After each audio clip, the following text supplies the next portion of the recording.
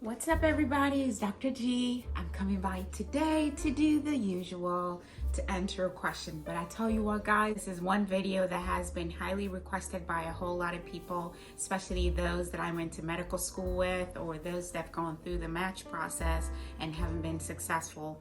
So if you saw in the title of this video, yes, I got 21 residency interviews, and I'm coming here to give you guys my tips on how I prepared myself and what I did to sort of put me in the best light, to set my best foot forward, to make me a competitive candidate during the interview cycle.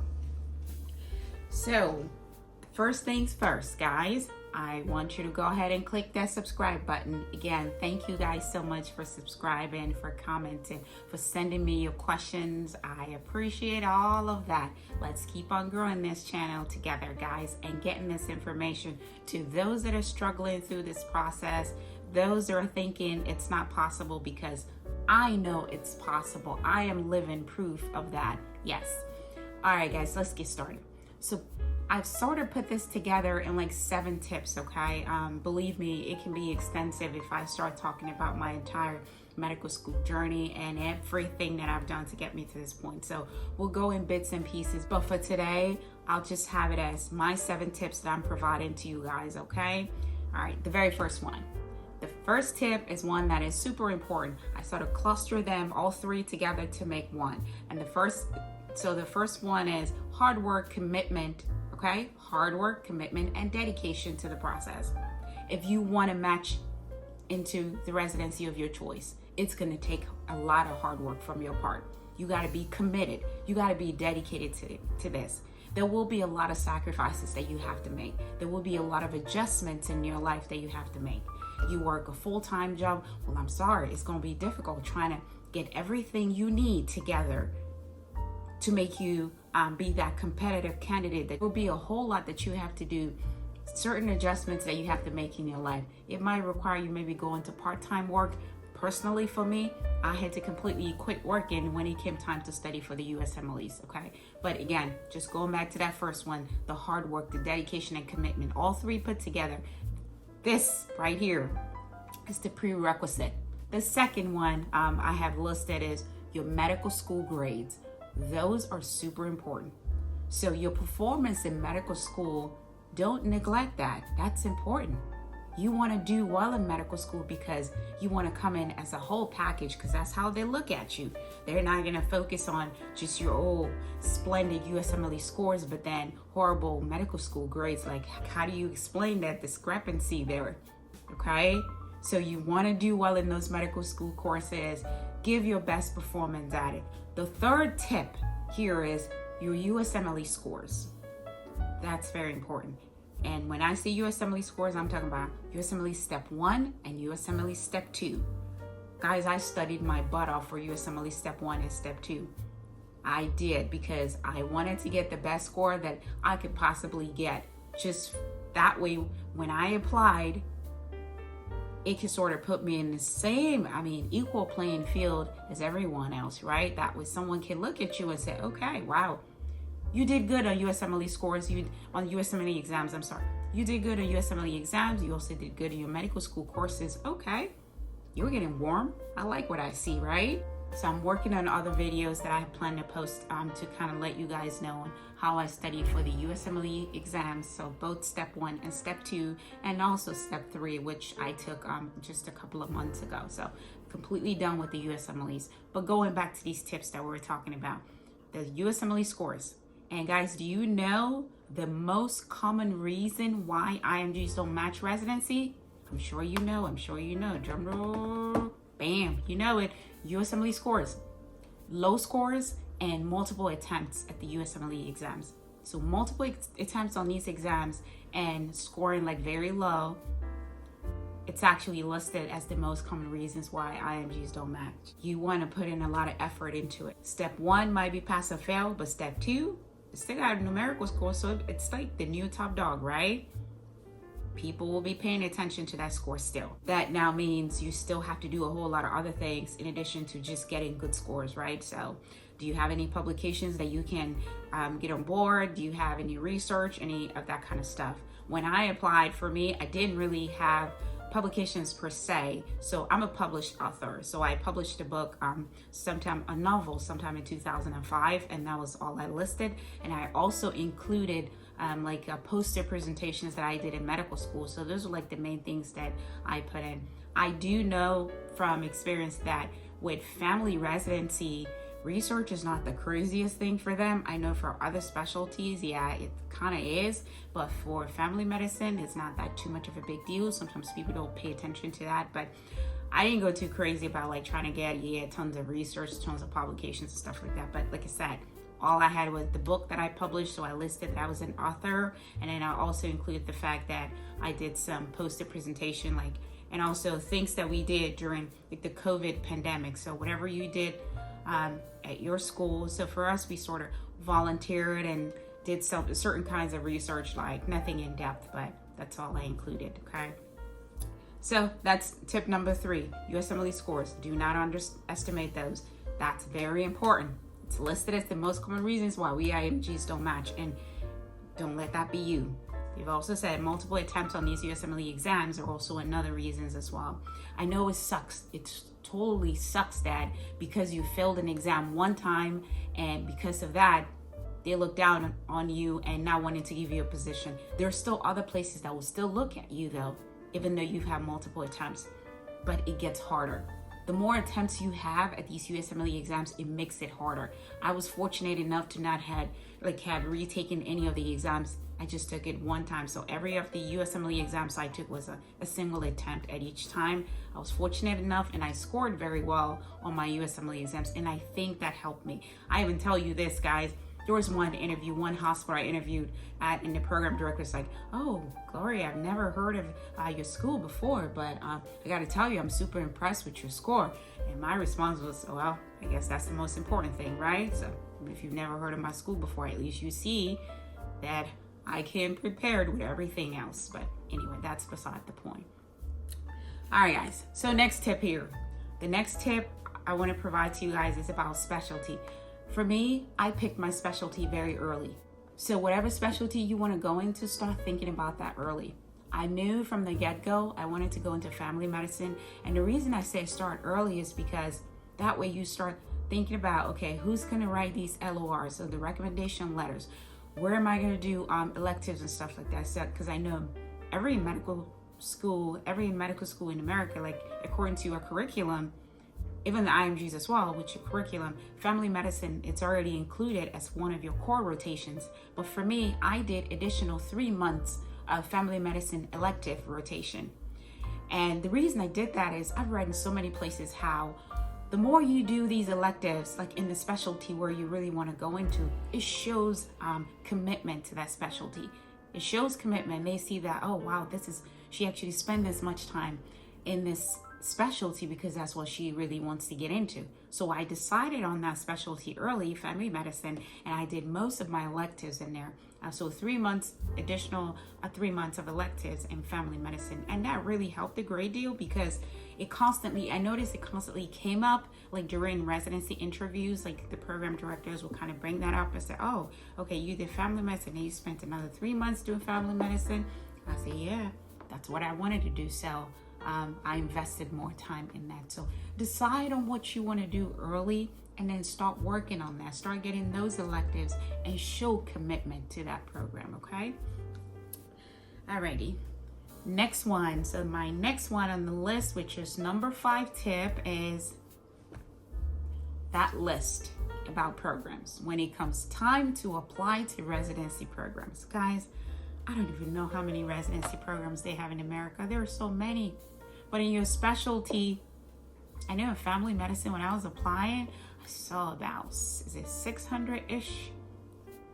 But out of that 600, not every program in America is IMG friendly. So guess what? You focus on the ones that are IMG friendly. Focus on the IMG friendly programs. And they're actually softwares out there. I know for me, when I was applying, I used Match a Resident. There is also this other one I tried, but I didn't really like it, so I focused on matchresident.com, and I used them. So I paid for the subscription. It wasn't that expensive. I think it's like $99 for the entire application season, so which is not a bad investment at all. I used that. I spent time going through all of the programs and trying to see the percentage of IMGs that they accept into their programs, because some will tell you, oh yeah, we're IMG friendly or whatnot, but then you go look at the statistics and you see that within the last 5 years, well, they've had 3-4 IMGs and stuff, but you still say you're IMG friendly. Oh please, I'm not spending my time on that, or my money either, because you do have to pay for all this, right? So decide carefully where you want to apply. Pay attention to the IMG programs when it's time for you to apply. Don't just go applying to random places just because you think, ooh, I'm a golden applicant, I can get in wherever. No, didn't work like that, okay? So pay attention to that. And then my next tip, let's talk about the personal statement and the LORs, because like I said, you want to look at yourself as a whole package, guys, a whole package. Everything, every piece of the puzzle has to be put together, okay, to make that one perfect picture of you, your application. So here we talk about the personal statement and the recommendation letters. When it comes to the personal statement, they call it a personal statement for a reason, right? For me, I know they said, I believe it's like 750 to 800 words, so no more than like 2 pages. I had mine like a page and a half or whatnot, and it's not even about the length of it, it's about what's in it. It's about the substance that goes into that personal statement. I tell people they call it personal statement, okay? Emphasis on personal. So you make it personal to you. Make it personal to you and let it stand out. Make your personal statement stand out. And I'm telling you this, your personal statement, that first paragraph, that is critical, guys. That is critical, because these programs reviewing your application, trying to get you in for residency, they go through tons and tons of application. Guys, remember, the programs, they go through tons of application. I got to see it for myself this year because I was on the recruitment team, like interviewing applicants, interviewing incoming residents and all. I also had my panel of students that I needed to review the application, read these personal statements, and kind of decipher, okay, should we bring this one in or should we not, right? So pay attention to what you write in that personal statement and make sure you proofread it. After you proofread it, make sure somebody else proofreads your application. For me, I have a friend, it's more like a college professor. He's got this PhD in English. He's really, really good at it. I had him review my personal statement. If you have someone that has experience when it comes to like writing personal statements or those kind of essays, have them proofread for you. Have them give you criticisms, okay? And take that criticism in a good way. Whatever needs to be corrected, do it. You can even have multiple people, if that's available to you, read the personal statement and then draw input from that and write a better one. Sometimes you do have to write personal. For me, I had to write like 2, 3, 4 versions of my personal statement just to make sure I got to that point where I had one that I was completely satisfied with. So that's another tip. Do not underestimate the power of a well-written personal statement. It speaks a whole lot. And speaking about the letter of recommendations, for the letter of recommendations, guys, I know you're not going to tell the preceptor what to write in there for you and stuff, right? But on your part, the best you can do is do well in your clinical rotations and hope for the best. And also the other part, which is very important, start early to ask for these letters. Start very early to ask for them, okay? Don't wait till the last minute, because you don't think about it. It takes ARS like, I think it's 2 weeks or so to process those letters to actually get it in for you. So ask early. The other important tip to keep in mind is don't ask letters from people that you think are not going to say something nice about you. If you already know that, oh, you don't get along with this preceptor or whatnot, then why ask him for a letter, right? So ask preceptors that you know, at least you think they'll be able to write something good about you, okay? So that's the best you can do at that point. And the next one is the interview. So the very last one I do want to talk about, that's your interview.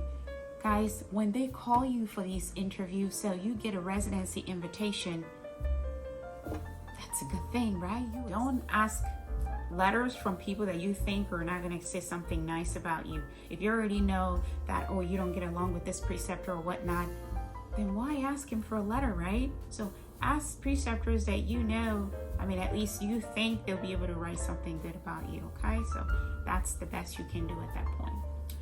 And the next one is the interview. So the very last one I do want to talk about, that's your interview.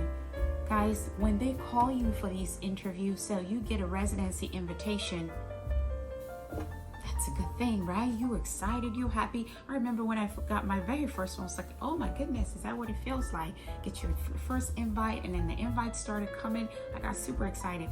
But I got super excited, and then I got super nervous too, because you're like, okay, they want to interview me now, but then I hope the interview goes well, because then back in your mind, you're kind of thinking, what if it doesn't go well? What if it doesn't go well? And that's normal anxiety that sets in, right? When you're in a high stakes environment. But when you get these interviews, you want to give your best performance. And the only way to give a best performance at an interview is if you prepare for it. For me, preparing for these interviews, I would always go like the night before and research and read up everything about them on their website. You know, they will always tell you, oh, don't come in here asking us questions that everyone already knows, or something listed on their website. But if there's something on the website listed that you don't quite understand, by all means ask it. But put in some effort. Put in some effort into like asking questions that are relevant to what's going on, right? To the interview, or something that makes you seem interested in being there. So your interview performance is one that is super, super, super important. Super important. Right now, I know they have a lot of like places where you can do like the mock interviews. I actually did one myself just because I didn't know how this whole process worked. Especially when I applied, like during my time for last year, we were the first group that went through like the Zoom online interviews and stuff. And believe me, it was nerve-wracking, especially the very first one, because I was like, oh my goodness, I'm gonna have to sit here for several hours and just stare at people like through computer screens and stuff. And you know how it is. It's much easier to make your great impression like when you see somebody in person, because they're able to see your personality, right? But if you're not in person, you're just kind of staring at the screen. How do you make that impression? But the biggest tip with that is, whenever you do get that chance to show them your personality, do it. If they crack a little joke or whatever you think is funny, by all means, smile, laugh. It's not the end of the world. And humor is also a huge icebreaker. I know I used that during like the interview season of last year. So being all tensed up, anxious or whatnot, but any chance to kind of throw anything funny or whatnot in there, it sort of dispels that anxiety and makes the process easier. So keep that in mind, guys. So work on these tips. These are the main tips that I have. And I'll tell you this, out of everything that I've listed, I really think that the most important out of everything is you being committed to this, the hard work that you put into it, and how you perform on the USMLE exams. That's very important. Your performance on these USMLE exams is very important, because these are standardized exams. You may have been getting all A's in medical school because your school writes these questions a certain way, or they're writing these questions based off what they've taught you in school. But when it comes to the USMLE exam, these are standardized exams that every medical student has to take. So you perform well at it, they're looking at it as, oh wow, okay, you didn't just do well in medical school classes, you also perform very well in these standardized exams. Okay, and then when it comes to interview time, like I said, you gotta kill it, man. You gotta kill it on all these interviews and show these people that you want to be there. You want to be there for every place that I interview. Yes, I haven't mentioned this. I know I said I got 21 residency interview invites, but guys, I didn't go for all 21. I actually made the decision to cancel some. I attended, I was actually at 14 interviews, and then I canceled the rest, because what I would do was, as soon as I got to 13, 14, I started canceling. So the ones that like states where I didn't want to live or stuff like that, I also contact them like right away, and say, yeah, listen, I appreciate, just kind of send them a nice, cute, fancy email saying, I really appreciate you guys extending this invitation to me, but I'm sure there will be another candidate that'll benefit from this. So I, humbly declined. That's what I did. I did that early, canceled a whole lot of them. So even though I got 21 residency invites, it would have been crazy to be at all 21, And I think the reason I started counseling around 13, 14, just because I looked at the NRMP statistics, and it did show that around, like when you start getting residents up to like around 10 or 13 of this invite, your match rate is like over in the 90s. So in the 90th%, over 90th percentile, so to speak. So I was like, at 13, 14 interviews, oh, believe me, I'm going to be somewhere. Of course, I'm definitely going to get in somewhere. So, but I was also fortunate enough to match at my number one place, which is where I am right now, LSU. So you guys, these are the tips that I have for you. Feel free to message me, send me your comments, study habits. So guys, I'm going to go ahead and stop it right here so I don't make this video too long. Like I said, again, if you guys have any additional questions, feel free to send that to me. Don't forget to subscribe, guys. Again, I appreciate y'all for doing that, okay? Until then, y'all take care.